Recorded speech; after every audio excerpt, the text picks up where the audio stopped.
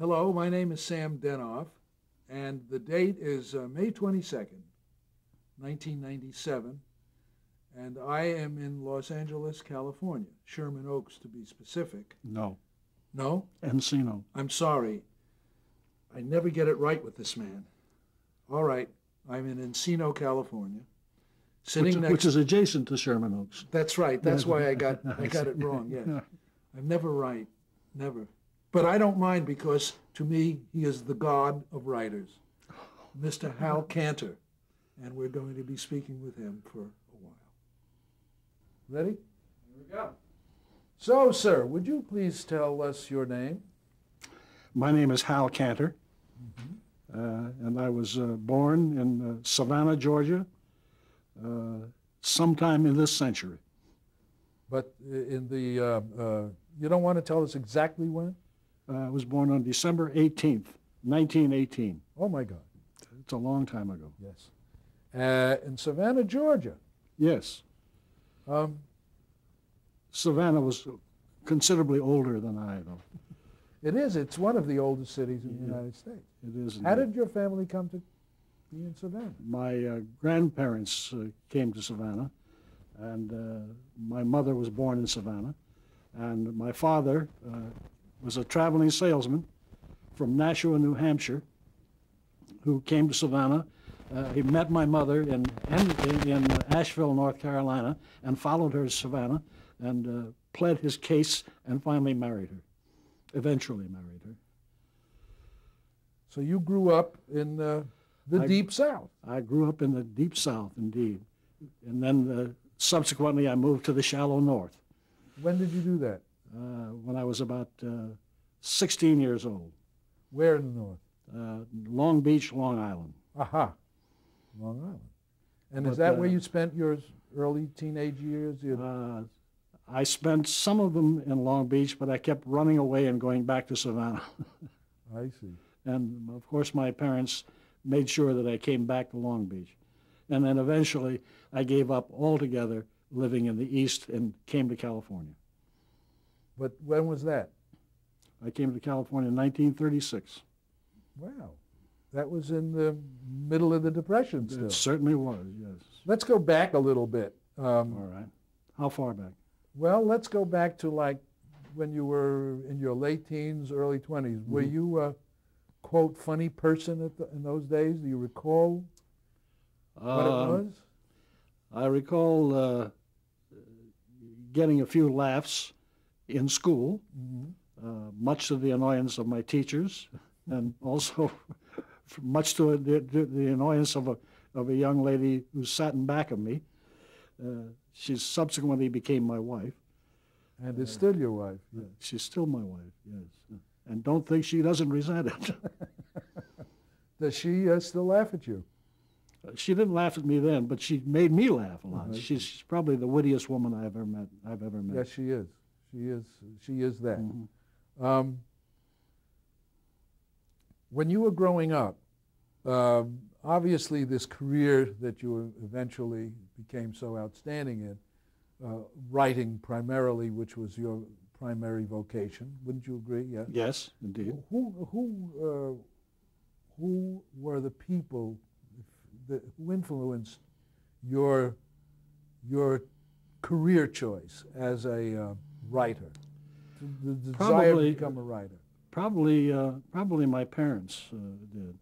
My father was a great reader, and he made sure that we three children were exposed to all the great literature of the world. As a matter of fact, it was my father who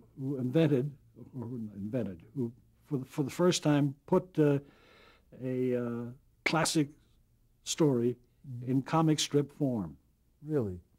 And it was my dad who was the original publisher of Classics Illustrated. It was originally Classic Comics, then it became Classics Illustrated.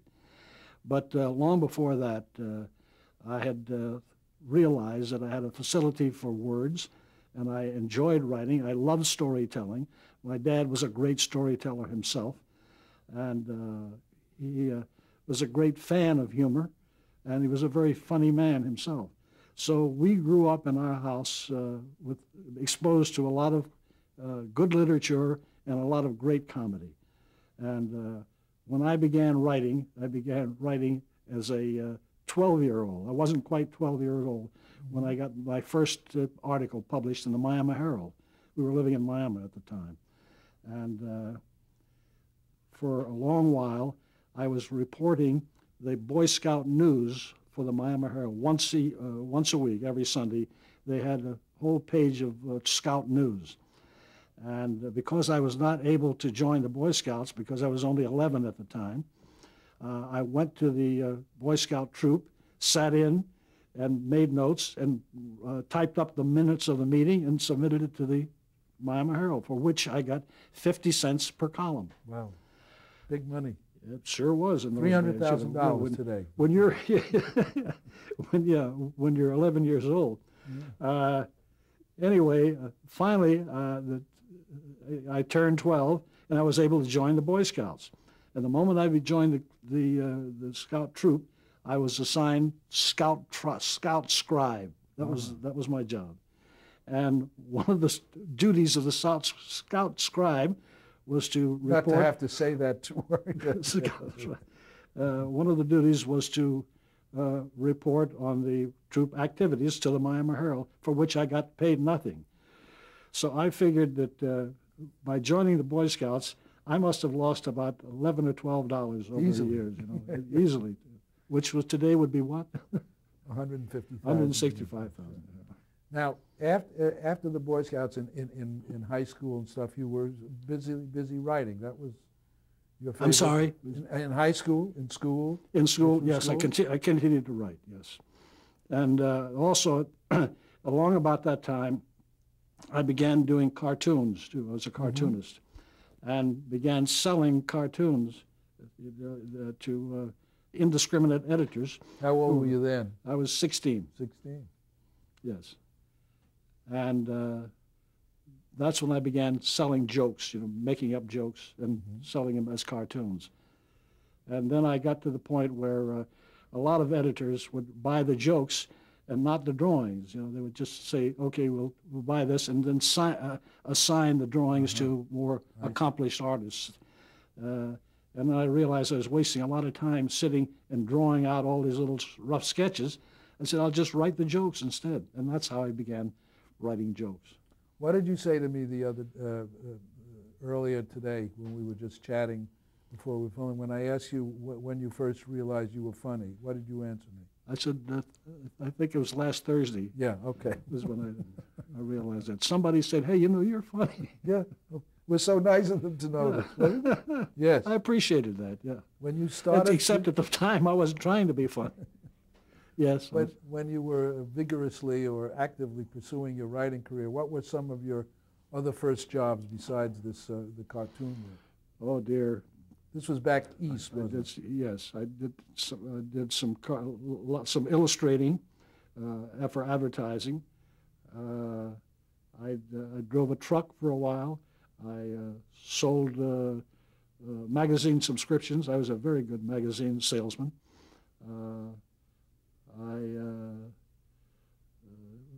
When I came out west for a while, I was a cowboy. I was working on a ranch. I was working a coal mine once. I taught school for a little while in Kentucky. All good writing. I did a variety of things. None of those jobs last very long. Now, why did you come to California? I came here because I had a job as a ghost for a ghostwriter. Ghosting what? Ghosting for a ghostwriter. I met a man named Ving Fuller, who had one time been a very prominent cartoonist. He'd fallen on hard times, and hard times had fallen on him. And he was reduced to ghost drawing a comic strip called Joe and Asbestos for Ken Kling. Ken Kling was not very good of an artist, but he was an excellent handicapper. And the charm of that little comic strip that he did was Joe and Asbestos, which ran on the New York Daily Mirror and a few other papers in the East. The charm of that was that the final panel of the strip had today's best bet for horse races. And one day when I was sitting around with Fuller in his office watching him draw, I said, I know a better joke than that. I said, why don't you change that joke? And told him how to change it.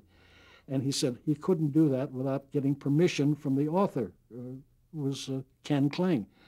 So he called him in New York. We were in Long Beach at the time. He called him in New York and suggested that the change. And Ken says, great, go ahead, make the change. So as a result of that, he gave Ving an opportunity to write the script as well as drawing it.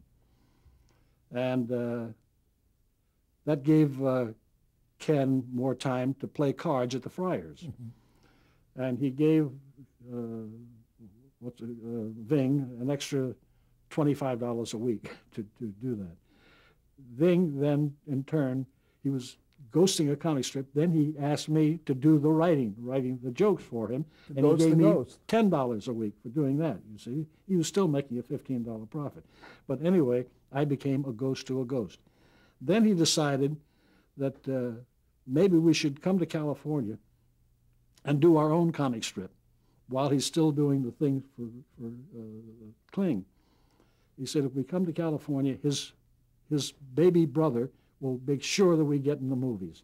His baby brother was a man named Sammy Fuller, who later, of course, made a great reputation for himself as a film director and well as a screenwriter. Sure, same thing. Anyway, that's how I came to California. And a week after I got here, I was fired. Well, that's not atypical. Your first big break in show business actually was in radio.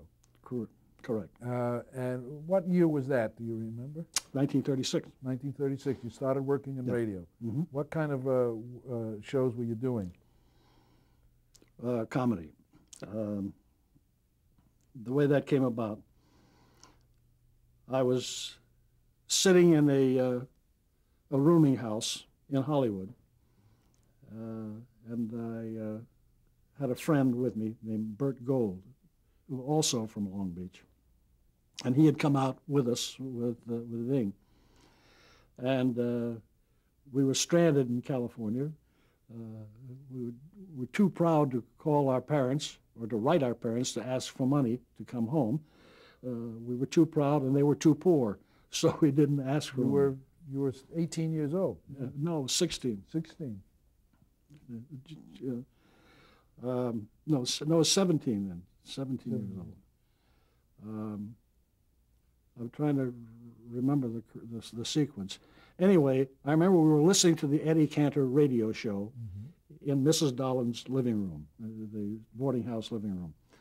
And I said, gee, I can write funnier jokes than what we're here listening to right now. And I said, I think I'm going to go to see Eddie Cantor and tell him, because he's just broadcasting down the street. So I went to the studio, and I got there before the show was over, and I asked if I could come back and see Mr. Cantor and explain why, and I sent in my name. And the stage doorman said, wait out here. And while I waited, there was a man standing there, an older man, very well dressed, and we got to talking, and he asked me what I did for a living. I said, I'm a writer. I'm a comedy writer. And he said, what have you done? And I said, well, I've just started. I said, I just did my college play, my senior play at NYU. He said, really? He said, I went to NYU too. He said, did you go downtown or uptown? And I didn't know that NYU had two campuses. So I said, where'd you go? He said, downtown. I said, oh, I went uptown. Anyway, he said, he introduced himself. His name was Howard Snyder, he said. And he was a writer. He was writing for Eddie Cantor, and he was waiting to see Cantor. The stage doorman came back out, and he said to me, he said, Mr. Cantor cannot see you. He said, but Howard, he says, he wants to see you now. Come on in. So Howard said, call me tomorrow, and he gave me a phone number. He said, maybe you can come and work for us. I said, who's us? He said, me and my partner, Hugh Wedlock, Jr. And he gave me this phone number. He said, call this tomorrow morning by 10 o'clock. Next morning I called, and Hugh said, come over. And I went over and met him and Margie, his wife, had breakfast there, lovely, nice people. And then Howard came in and said, this is what we're going to do. And he explained what has to be done. So I went back to my office, or rather to my home, my rooming house, and sat and wrote a lot of jokes for Jack Oakey and Stu Irwin. And the next day I brought the jokes in, and they were very pleased with the jokes, except they had some sad news for me. They had been fired by Kanter. At that time they were doing the Kanter show and the Camel Caravan, which was the Jack Oakey show, and Kanter had found out about it and fired them.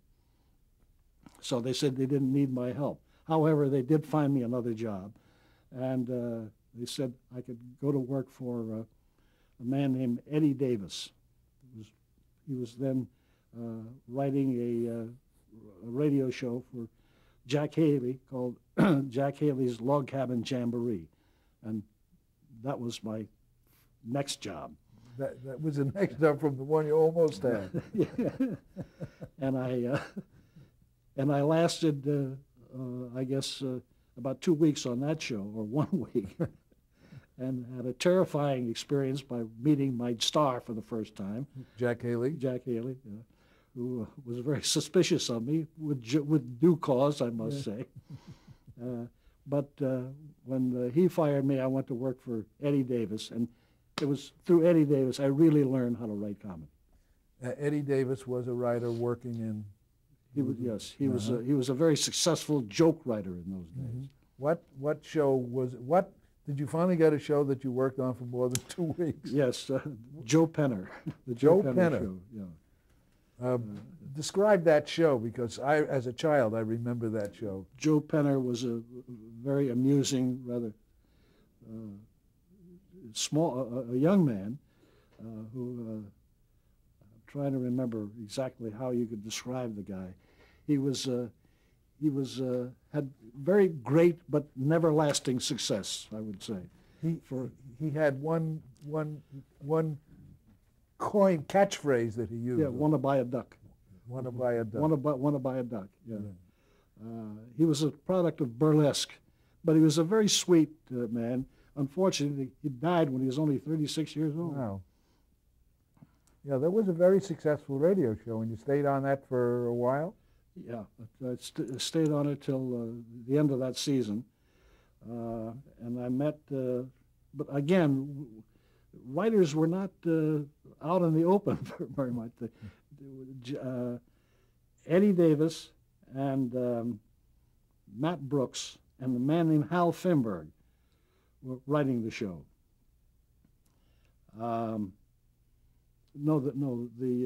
This is the Joe Penner show we're talking about. Yeah.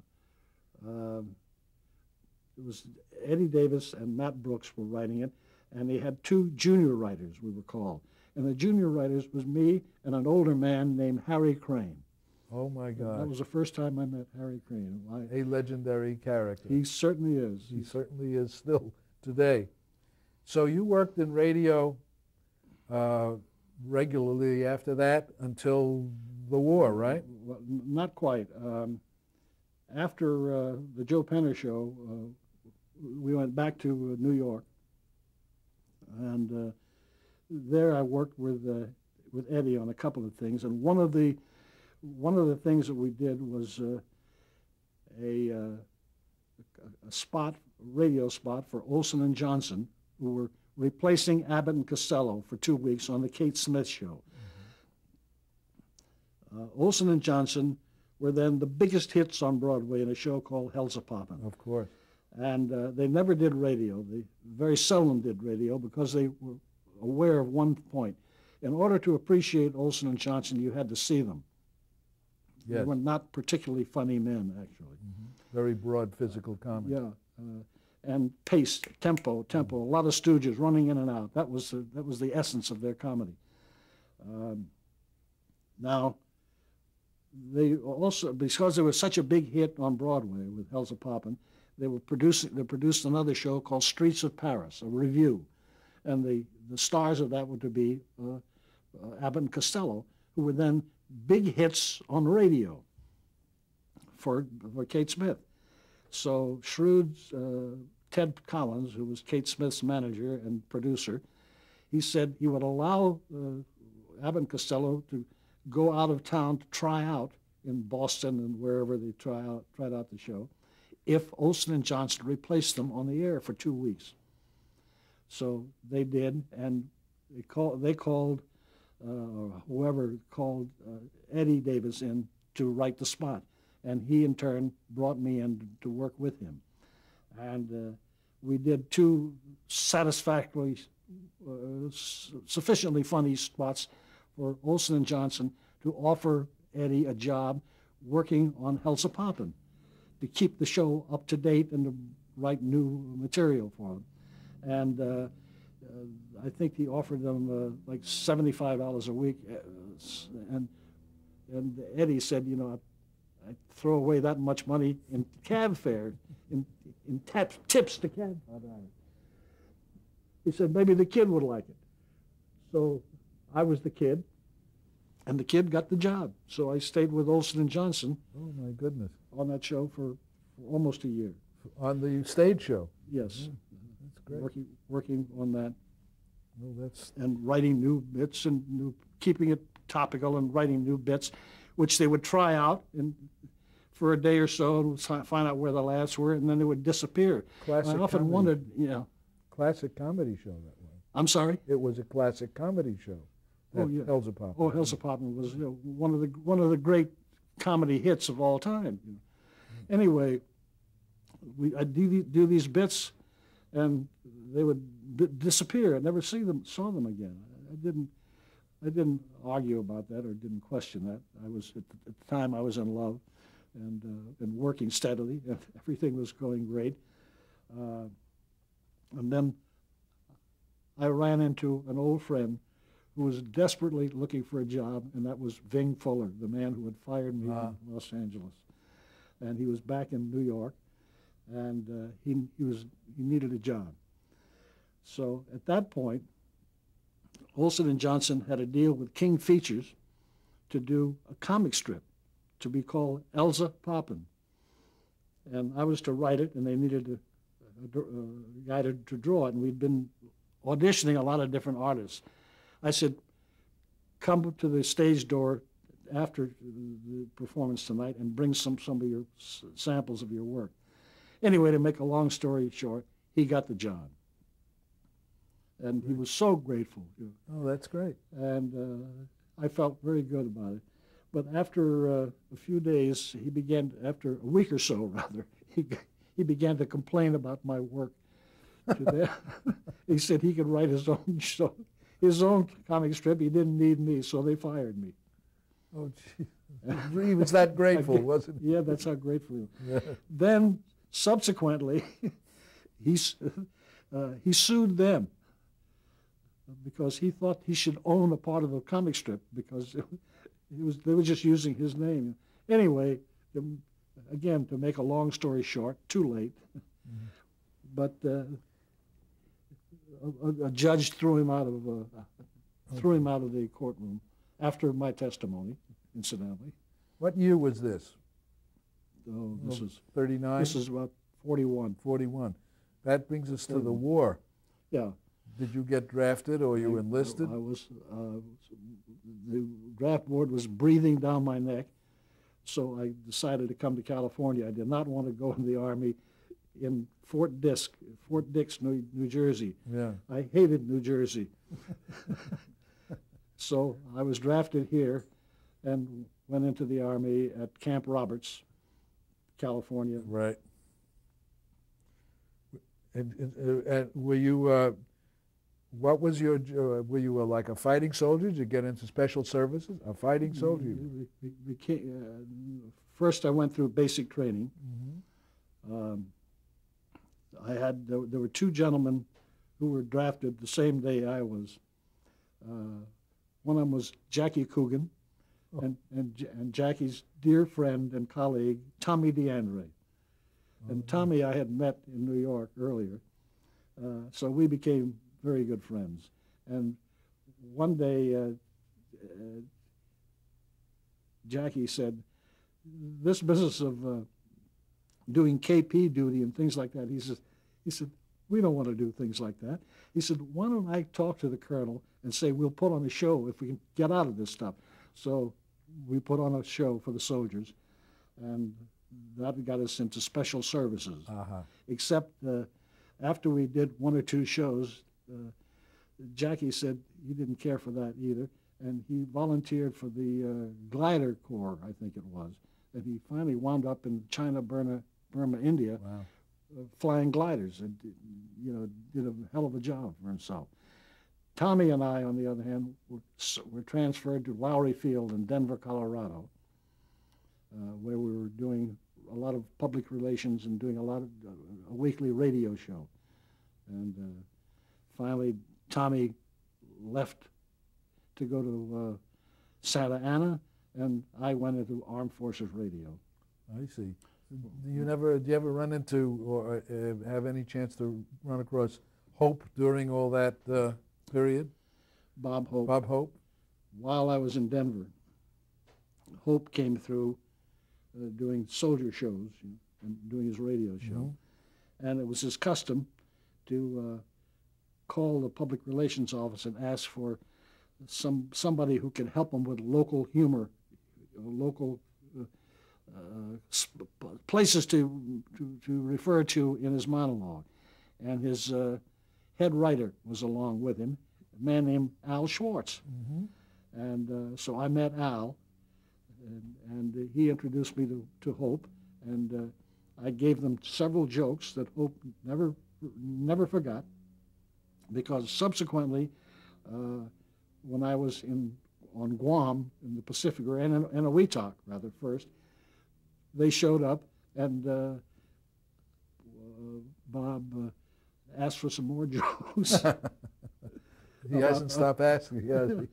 about the South Pacific, which I gave him, and he's been asking for jokes ever since. Of course. Now, once you work for Bob, yes. Eventually I did work for Bob, his attitude is that no matter what you do, you're on loan to the rest of the world from him. That's perfect. After the war, did you go back to radio, or did you start working in television then, or was it still too young? No, after the war, first of all, I had gotten married, and I had a little baby then. By the time we got back, yes.